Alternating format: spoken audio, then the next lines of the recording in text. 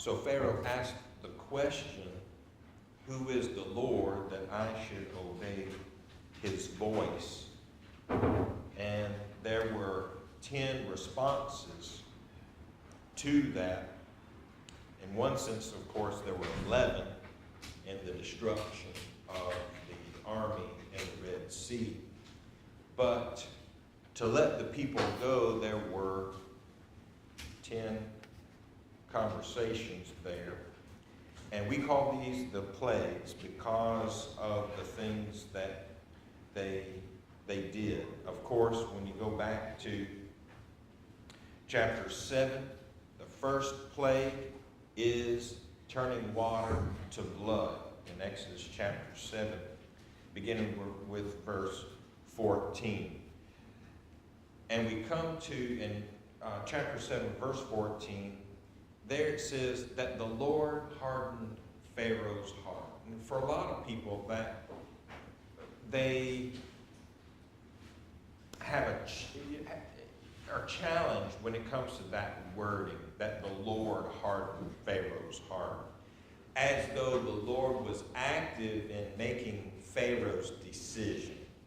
And of course, that is not the case. Every person has their own ability to make their own decisions at all times, by the way. The Lord has never, the Holy Spirit has never, to use a word, hijacked somebody's mental capacities or abilities and caused people to do something against their own will. God has never done that. The Holy Spirit has never done that. And so when it comes to, a passage such as this, that, the Lord hardened Pharaoh's heart, then you think, okay, well, why did God do that? Well, it's just and I know that is not necessarily in verse 13 it does say, and he hardened Pharaoh's heart, by the way.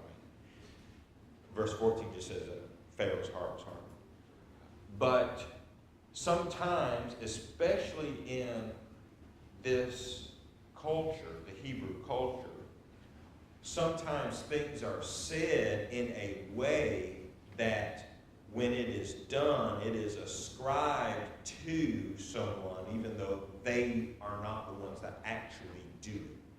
I mean, we do the same thing, do we not? We do the same thing. We might say, well, give you a perfect example. Thursday, I cut mom and dad's grass on Thursday. Now, did I personally cut mom and dad's grass on Thursday? No, I did not. I did not. I had somebody else do it.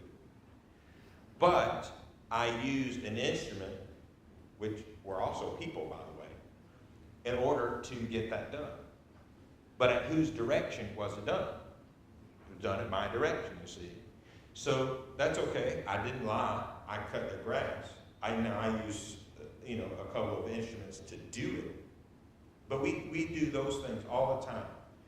If the person who is in the ownership or in the authority, well, we're going to allow this, or we're going to make this situation occur. So that's all that this is that even though God is not actively hardening Pharaoh's heart, he's not actively saying, okay, Pharaoh, this is the decision that you are going to make and you can't change your mind. 9 times you can't change your mind. You can only change your mind on the 10th time. God never did that. So we do have to give some allowance in the language here of how this is used. All right, so the water turned to blood. Of course, the fish in the river died, and that's not exactly pleasant either. First of all, does blood smell good? Decayed blood smells terribly bad. It's awful. Then add dead fish to that, too. I don't know what would be a worse smell that concoction or just open sewage, but they would definitely be running neck and neck, wouldn't they? Those are not pleasant things. And so, of course, it would also would be carrying disease and things of that nature as well. It would just render fish inedible. And do you think that the Egyptians ate a lot of fish from the river, by the way? Absolutely, they did. All the animals that inhabited there. If there were frogs, and of course obviously they knew what frogs were because there was a plague of frogs. Do you think they ate frog legs? Only in the south of Egypt. That's true. That is true. That's a great answer, Ricardo. I love it. I love it. Yes. South Egypt, they ate frog legs. Man, I tell you what, that is good stuff. And of course, in chapter 8, guess what the second plague is? Of course, is that very thing, is frogs. But this definitely was not just, we got a couple frogs coming out of the river. These are frogs everywhere. It's one thing for there to be plenty of frogs in the ponds and rivers and lakes, and you go out and get you some nice big frog legs, that's one thing. But to have frogs everywhere, would that be pleasant at all? No. To have an amphibian, that's just not good. They're nice and cute, like when you have one of them on your front window, that front outer door, glass outer door there. They're kind of cute then. But if you had them coming out of your cupboard and, no, that's not a good situation. And so there were frogs coming out of everything there in chapter 8. And, go ahead, Nick. Did they have, they didn't have a whole lot of doors on their buildings? Or they just curtains or something? Well, there would have been some doors where, to prevent creatures or whatever, so they're not just roaming in and out all the time. Did they have, plentiful doors like we do in our homes? No, they did not.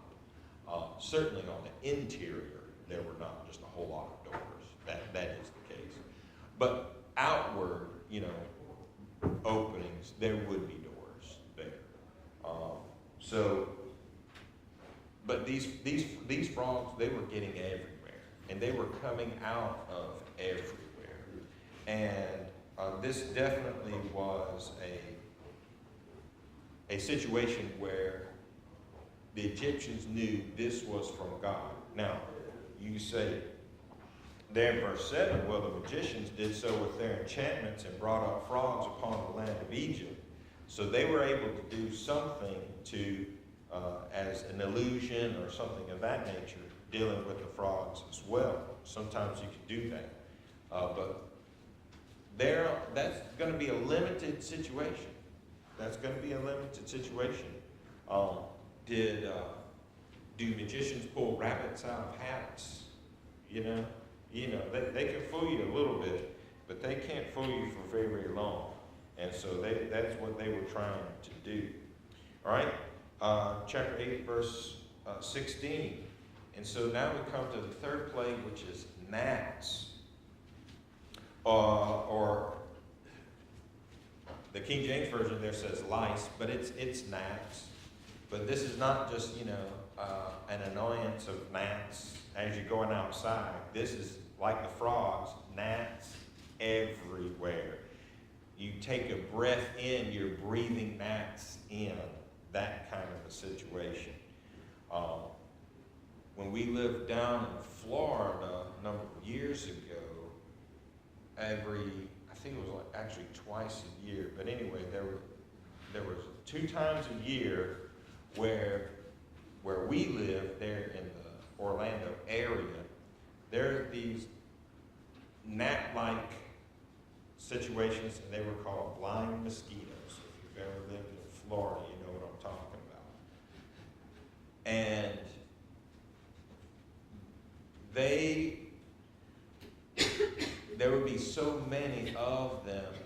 you could see them as a cloud coming and going. I remember one, of course, obviously light attracts all of these insects as well.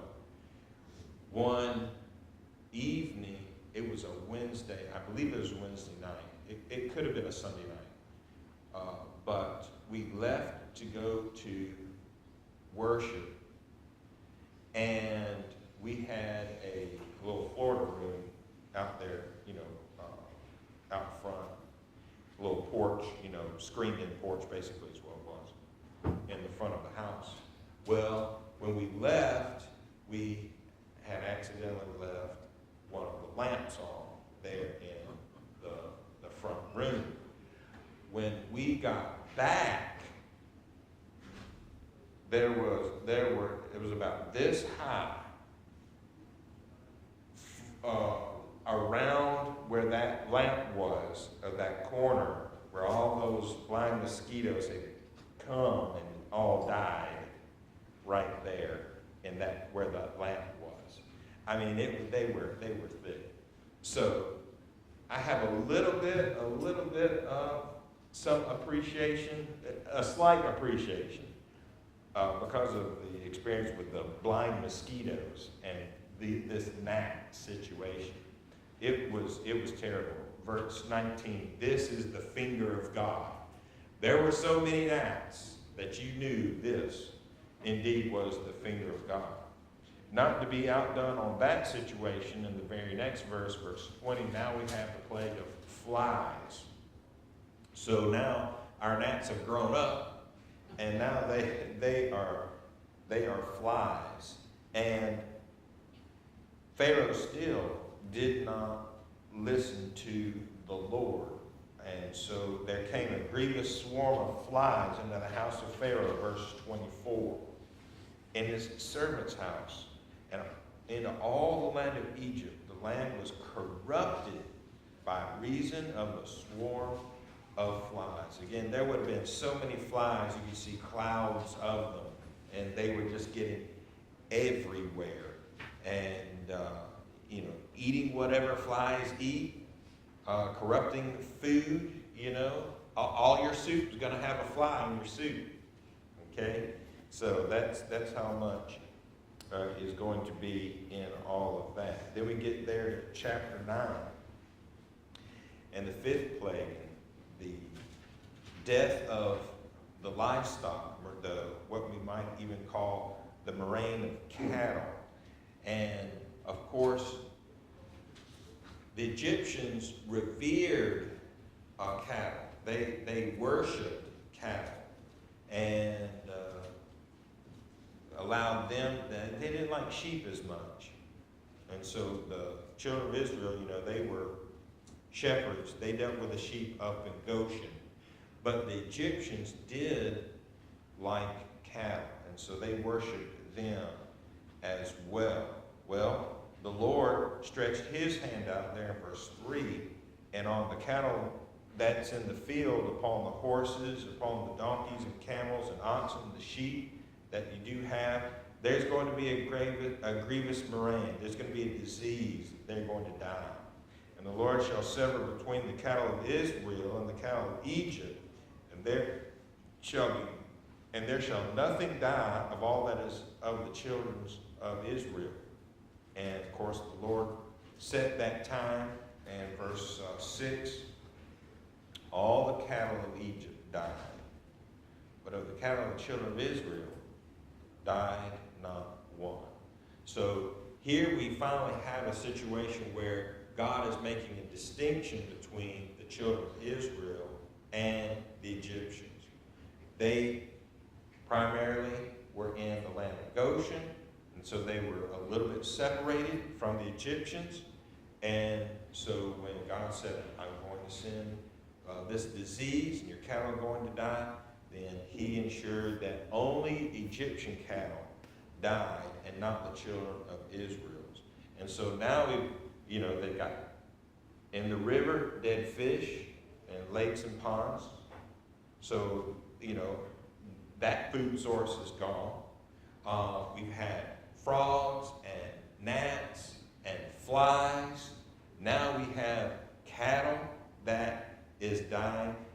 Our foodstuffs is slowly dwindling here. And we are slowly not being able to get anything to eat. The sixth plague then touched the individuals themselves and their own personal health. And here we have boils and whether, some sort of lesions. We might even think something that's cancerous. It could have been cancerous. It might not have been, but it was definitely something that was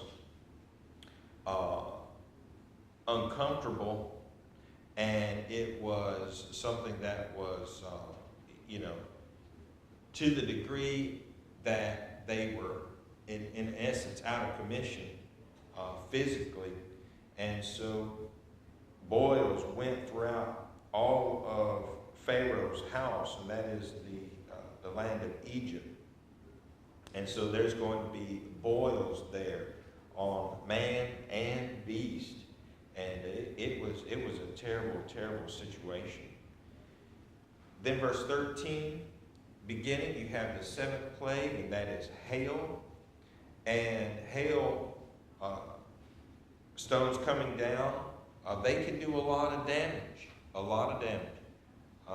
I recall there was a company going around a little while ago, and we'll replace your roof because there was hail that came through a couple of years ago. Okay. But you could see where hail had definitely rained, and there were divots in the roofs. There were even dents in the thresholds there, where you could see that the hail had come down and done a lot of damage.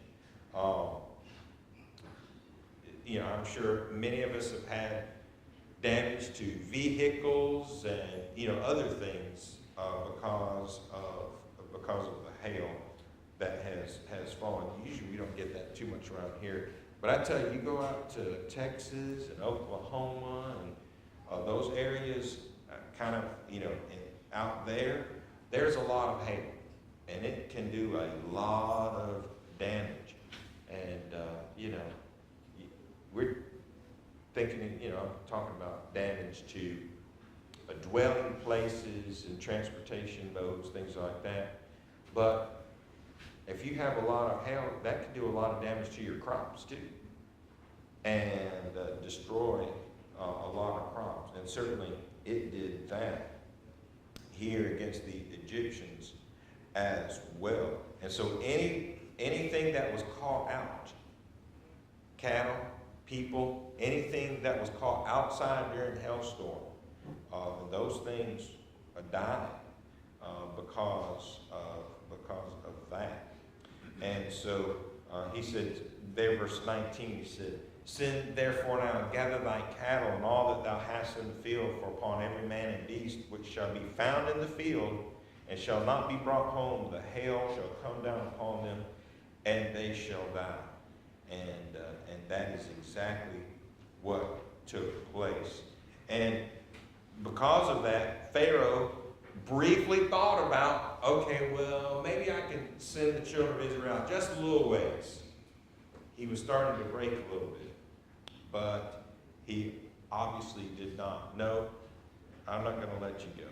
And so he kept them very close to him. Chapter 10, we have the cloud and the plague of locusts. And locusts came in verse 12 to the degree that they came through and ate all of the green herbs, anything that was green, they ate. The Lord said to Moses, verse 12, "Stretch out thine hand over the land of Egypt for the locusts, that they may come upon the land of Egypt and eat every herb of the land, even all that the hail hath left." And so a good bit of the crops, were destroyed by the hail, but that really is temporary.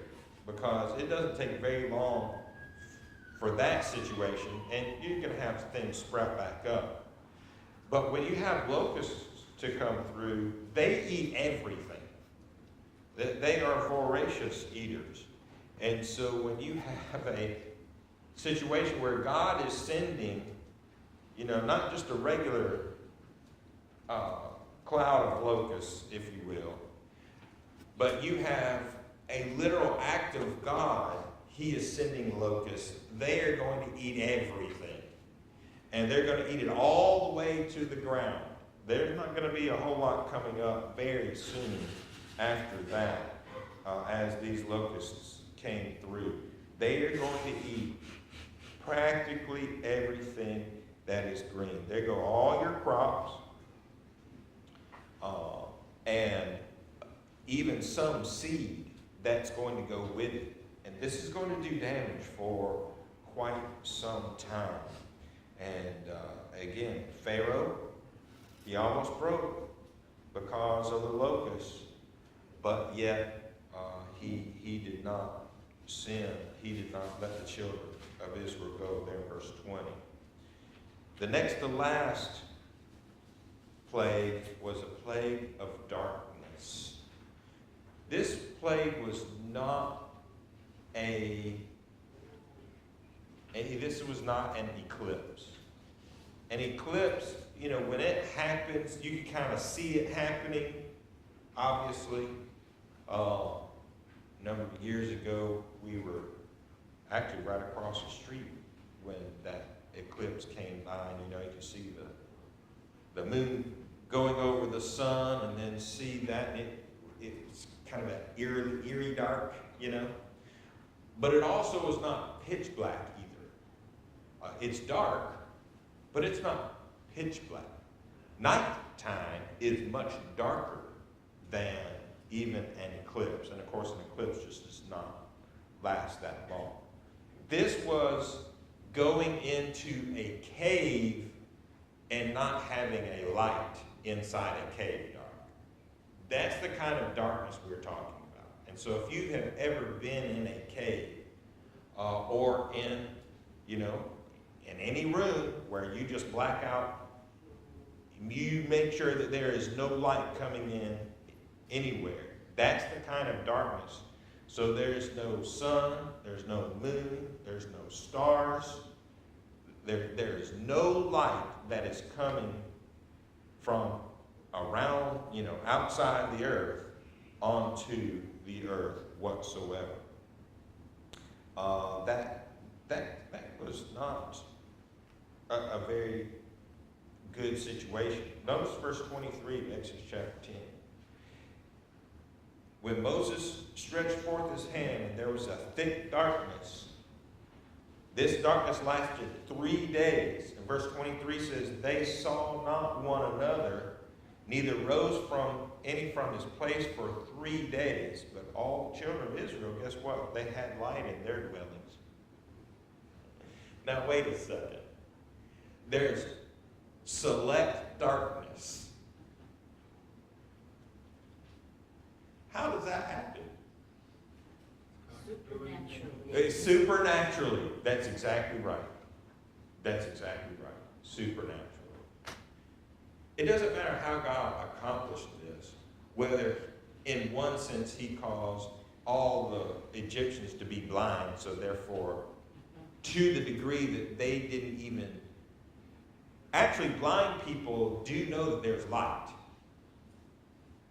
Just because you're blind doesn't mean that you don't know that there's light. You just can't see it.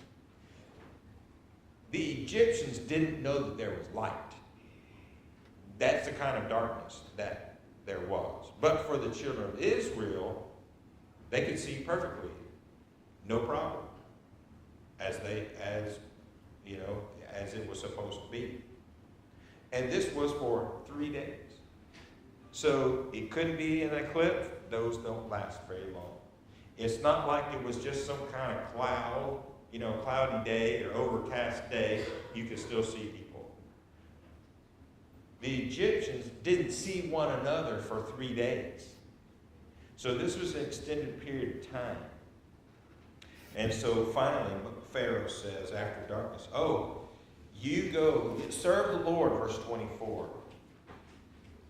But here's one little catch, your flocks and your herds, they have to stay here. Now you can, everybody, human beings, they get to go, but your flocks have to stay here. No, that's not going to do, because we have to have sacrifices, burnt offerings. Our animals have to go because we have to sacrifice to the Lord our God. And so we're taking everything. And even after this great darkness, no, you can't go. What kind of a mind does it take to not listen to these 9 conversations? From water to blood, all the way to 3 days of darkness, to the degree that you can't see another human being for 3 days. And yet, we're still going to hold on to it. Did Pharaoh know who was behind all these plagues? Obviously he did, because Moses kept telling him who was behind it. Moses and Aaron would go to Pharaoh. God is going to do this if you do not let his people go.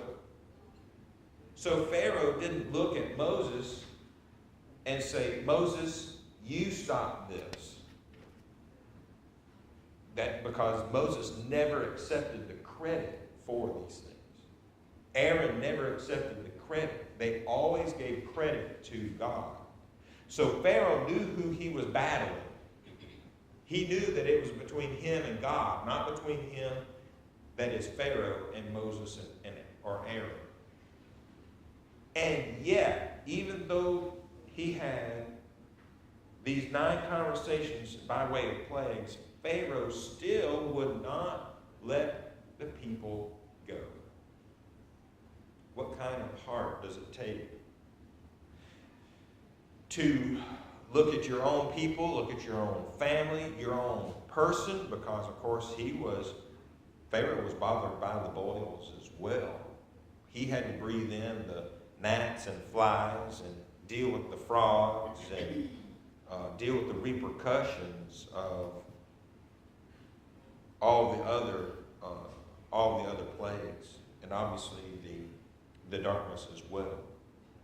And even though he dealt with all those things, he still held on to his own belief and his own idea. And here's the thing, is that Pharaoh is just a case study in prideful sin. That's all Pharaoh is. He had, at any moment, he could have decided, okay, I'm going to obey the Lord. But he had elevated himself to such a degree that he could not see God. He was never going to acknowledge God. And ultimately, the only way that he acknowledged God was because he had endured personal calamity. And it was an emotional decision, not a rational decision. That's why it was temporary. When we make emotional and irrational decisions, then those things are just temporary. Man always has the ability to choose. Every single time. Let's go to 1 Samuel. Let's open 1 Samuel chapter 6 and verse 6.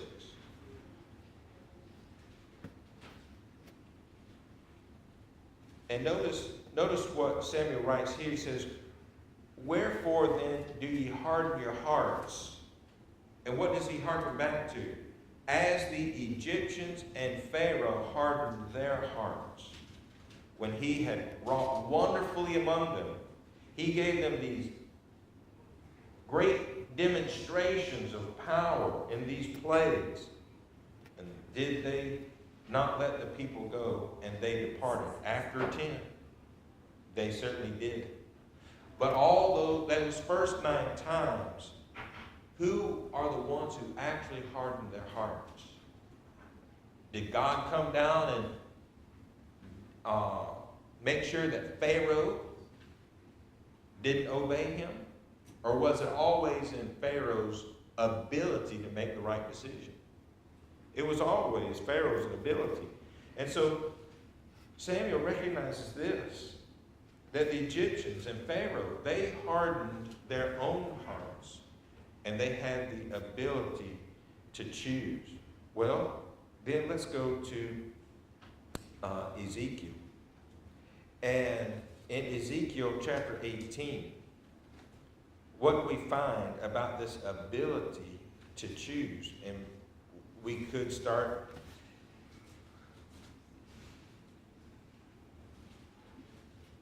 we could look at beginning with verse 4. All souls are mine, as the soul of the Father, so the soul of the Son. The soul that sinneth, it shall die. And then we skip down to verse 20 of Ezekiel 18. The soul that sinneth, it shall die. The Son shall not bear the iniquity of the Father, neither the Father the iniquity of the Son. The righteousness of the righteous shall be upon him, and the wickedness of the wicked shall be upon him. So we have a great principle here of how sin enters into our lives. And sin comes in because of our own decisions. And other people's decisions do not affect my eternal salvation. What other people do or don't do, that doesn't affect me and the things that I should choose or should not choose.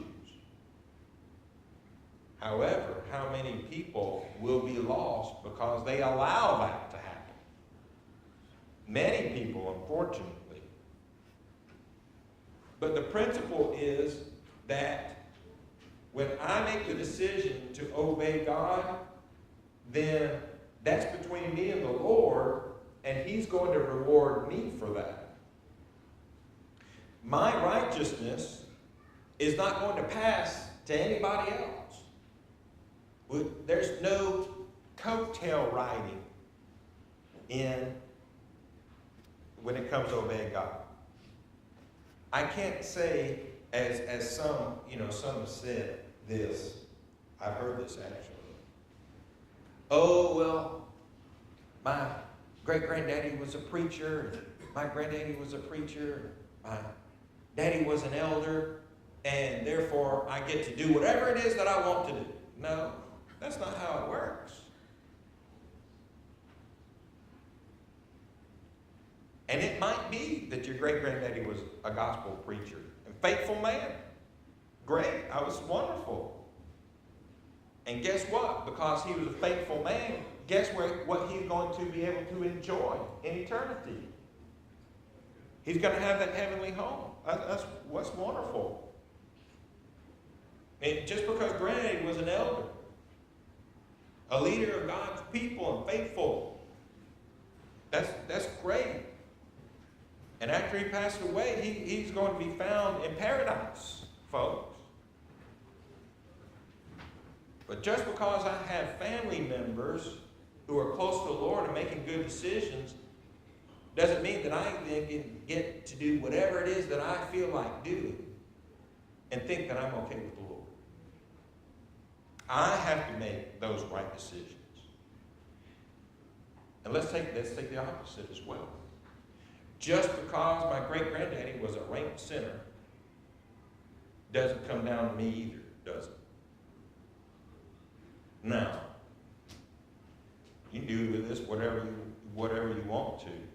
But did you know that several generations back in South Carolina, my folks were slave owners? Did you know that? They were. How about that? Was that a sinful situation?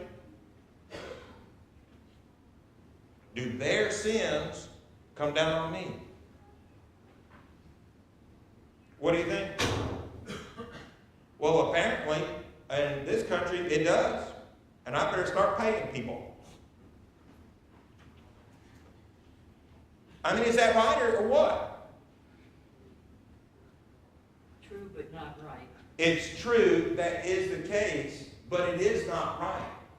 Why not? Because of this passage right here. Look, just because great-great-granddaddy Hatcher was a slave owner, you know, that's on him. That doesn't pass down those sins, the results of those sins.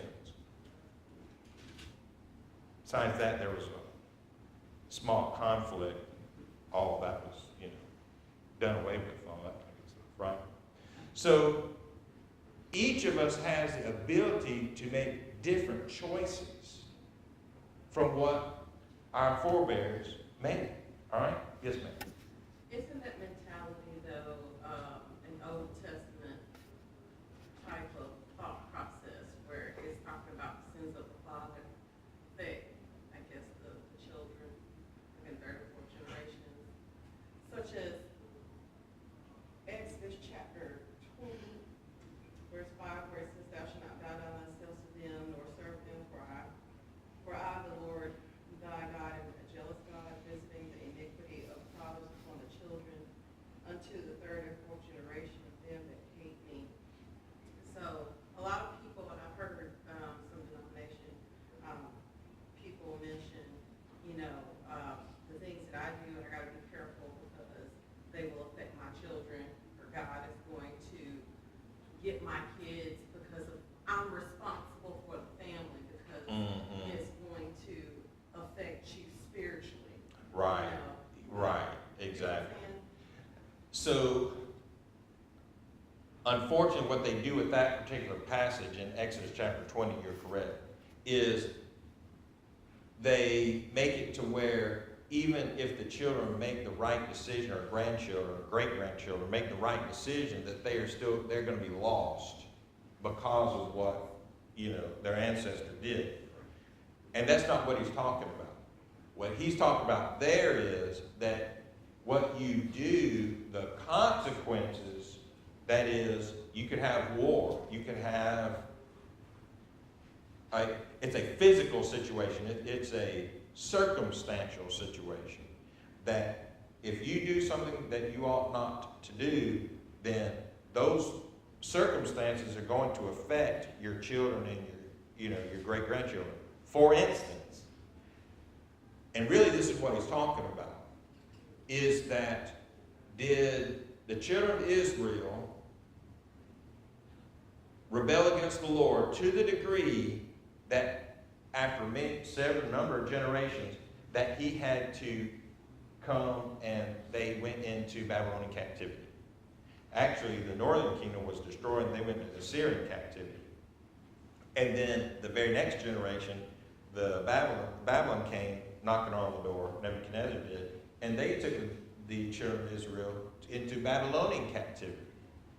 Now, most of that began when? With that generation where Babylon came in? No, most of it began early. So, in other words, the children are suffering the consequences, great-grandchildren, whatever the generations are. Generations later are suffering consequences for the things that their forebears did. Now, they could still have obeyed the Lord. They still could have done that. Of course, they chose not to, right? But that is where they get that kind of idea, and that's not the right idea. That's cause and effect. Exactly. It's not a matter of spirituality. No, it's not a matter of spirituality. You're correct. That's a matter of cause and effect. When you make the wrong decisions, then you create circumstances that are not going to be ideal for a lot of people. But primarily your family, because they're the one who are closest to you. And but that doesn't mean that your sins, and if you were lost, that your children have to commit those same sins and then be lost. Or be responsible. Or be responsible, absolutely. They are not. Each person is responsible for his or her own decisions and are accountable to God for his or her own decisions. And that is the principle that is given in Ezekiel 18 and verse 20. So, what Pharaoh is doing here, he is, when it is said that, God hardened his heart, he is making his own decisions. Ultimately, that's what we are talking about there. All right, we're going to put a pin. When I grabbed one back here, because apparently I forgot to bring one, put one in my pocket there in the house. Whoops. All right, number 2 there, we'll start at number 2 there in lesson 3 next week. We're going to take a short break. Now, at the top of that, I'll come back and worship our God together.